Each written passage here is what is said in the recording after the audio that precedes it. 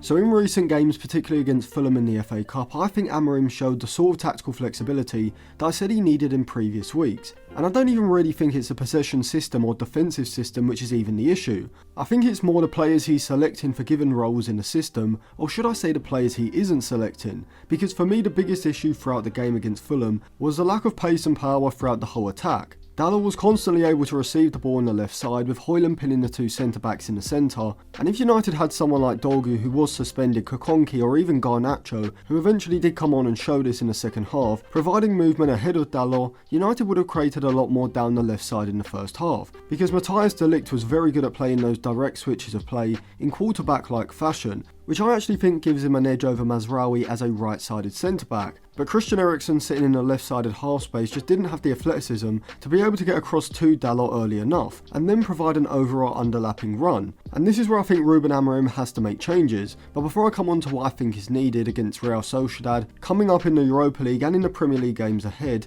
if you do want to check out any cheap, good quality football shirts, then go over to dragonjersey.com. A link will be in the description and comment section below. And if you use code Atlantis at checkout, you will get a 10% discount. They've got a variety of different retro and current season jerseys, including retro Manchester United jerseys going all the way back to the early 90s. Depending on where you live, you can get 7 to 12 day delivery time and a 30-day back money guarantee. I'll leave it linked in the description and comment section below, and remember to use code Atlantis at checkout for a 10% discount for a limited time. So when Patrick Dorgu is back, I think Amorim has to either use him or Kokonki as a left-sided centre-back, with Dalot or Garnacho ahead as a left wing-back, and then use Sekou Kone as more of a conservative defensive option than Eriksen. Playing that Carrilero type role that I talked about in my analysis video on Kone a few weeks ago, I'll leave a link in the eye above for you to check out after the video, but essentially he would be playing a similar role to the one that Gattuso played for Ancelotti in both that diamond midfield around 2003 and 2004, and then later around 2006-2007 in the 4-2-3-1 known as the Christmas tree system. See, with either Kokonki or Dorgu as a left-sided centre-back, this would not only give Amorim a left footer on the left side of the back three who could receive the ball in this area wide of the opposition's front line and then carry the ball into the space, but also a powerful forward runner which United desperately need on the left side. Even when Dorgu is playing as a left wing back and receiving the long switch of play in a high and wide position, like Dalot was doing in this game, he isn't a 1v1 specialist either, and so I think why not just use Dorgu's best defensive attribute, which is his forward running, which can be utilised a lot more effectively from either a narrow starting position in the left-sided half space where we saw Eriksen positioned throughout this game, or in a slightly deeper position as a left-sided centre-back, being given greater offensive licence to push forward and join the attack compared to what we saw with Lenny Yoro in this game, with that defensive insurance being created by having Kone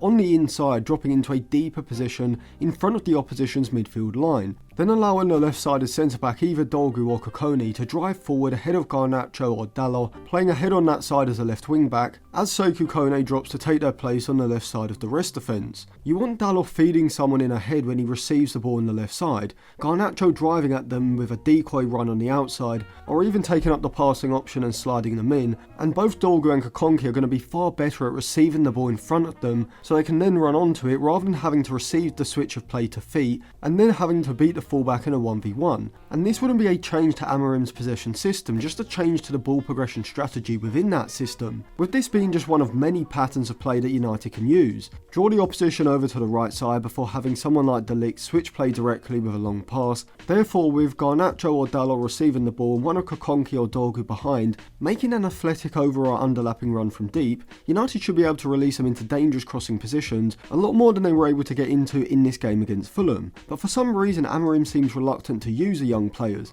Now the FA Cup I could maybe understand it, but not even filling up the bench and selecting two goalkeepers does need explanation. I mean, Chido Obi Martin is only really getting his chance now because Højlund has been absolutely dreadful for about 3 months now. I don't even think Chido Obi Martin is the young player who is most ready for game time in the first team, but Højlund is that much of a liability at this point. Amorim kind of has to play him, because at least he has the ability to create shooting opportunities for himself, and even though I wouldn't say that his link play or hold up play is great, even though he does show the odd piece of skill when laying the ball off or linking play, he's still more consistent than Højlund, and to be fair I would still describe Chido Obi Martin and even Xerxes as well, to be honest, as fairly inconsistent when it comes to their link play. Obviously Xerxes technically is far above the other two, but consistency from game to game is the issue with him. But at the moment Højlund looks like he's a young player who's just come into the first team came from the youth system, not a player who's been United's starting striker for the last 18 months. The issue is in the centre of the pitch. United can't work the ball through the centre for both tactical and personnel reasons. Tactically, the positional play strategy of instructing each player to hold a position in their particular zone, which is something that is heavily influenced by Pep Guardiola's school of thought, with Amorim in this game choosing to use a diamond shape with Ugarte and Eriksen either side of Xerxes with Bruno at the base, just works to stifle the creativity in United's attack, because I think the centre of the pitch is just far too static, because any time the back line or Bruno Fernandes receives possession in a deep position, because none of Ugarte, Xerxes or Eriksen have the pace to be able to either break ahead of Højlund, drive quickly into the channel, to look to work a position to make an over or underlapping run, or just be able to move with speed across the ground over shorter distances in order to open up those passing lanes for United to then be able to play through the centre of the pitch. And United's possession system against Fulham, certainly in the first 60 minutes of the game, reminded me a lot of Louis van Gaal's 2014 to 2016 Manchester United team, where we would routinely dominate possession but barely create anything in terms of high value chances. And much like Louis van Gaal's side with Marouane Fellaini, Amorim's United looked most threatening when they actually abandoned their methodical possession approach, going a lot more direct with Bruno Fernandes, De Ligt, Maguire and Casemiro starting to just hit long balls, because whilst it may not always come off, if we are able to win the second ball it actually sets us up for a better offensive opportunity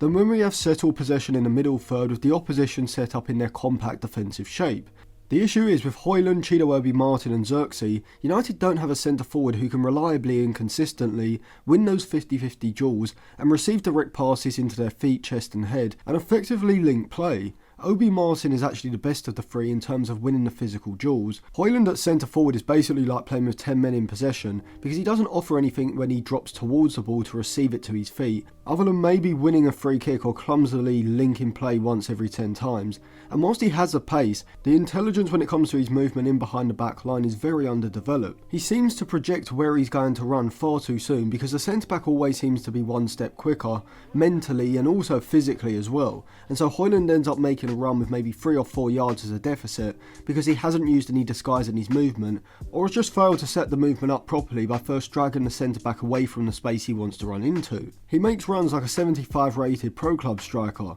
The other issue I see is that I don't think you use Xerxes as effectively as possible when you use him as a traditional number 10, just sitting statically between the lines at the top of the diamond. And one of the best part of Xerxes' game is that he doesn't even have to touch the ball to have an impact, as when he's playing as a false 9, because rather than starting statically between the lines where the opposition midfield line in front is able to effectively cut the passing lanes into his feet, in the false 9 role he can start higher up alongside the centre backs, which means that when he drops off, one of them is likely to feel inclined to stop him becoming the free man, thereby following him and dragging his centre back out of the back line, which can then be exploited by athletic runners from the midfield line, running ahead of players Xerxes is dropping towards the ball. However, when you use him behind a centre forward like Højlund, because Højlund is going to be occupying one of the 2 centre backs, neither of the centre backs are going to be drawn out of the back line, and so one of the best parts of Xerxes' game, which is his facilitating movement which then opens up space for others, is now being nullified because Xerxes isn't starting high alongside the 2 centre backs and then being able to draw them out of position. If you're using Xerxes with pace around him and behind him, he can be a 7.5 to an 8.5 out of 10 most matches. However, if you don't surround him with the right amount of pace, then he becomes significantly less effective, probably dropping to like a 4.5 to a 5.5 out of 10 some games. And against Fulham, with Ugarte, Bruno, Eriksen, Mazraoui and Dalot as the forward running options around him, the system and Xerxes were just not on the same wavelength for most of the game. Now we did continue to see some tactical adaptation from Amorim, moving to a 5-3-2 defensive shape out of possession, and also using that 3-1-6 with the diamond in the midfield. And I will do separate videos tactically analysing both of those systems, so make sure you subscribe to the channel and click the bell. But overall, coming to a conclusion on this game, what were the positives and what are the things that Amorim has to change ahead of the Europa League and the Premier League games coming up? Well, before I come on to that, a quick reminder, I do have a Patreon where you can get a 7-day free trial to read some of my unreleased articles, and you can also sign up for my in-game Instagram group chat where we do have analysis and discussion throughout all the Manchester United games.